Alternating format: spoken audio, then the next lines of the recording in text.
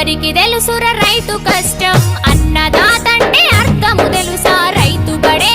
ఆత్మ బాధ ఓసారి వచ్చి నువ్వు చూసిపోరా నీ వెనక ఉన్న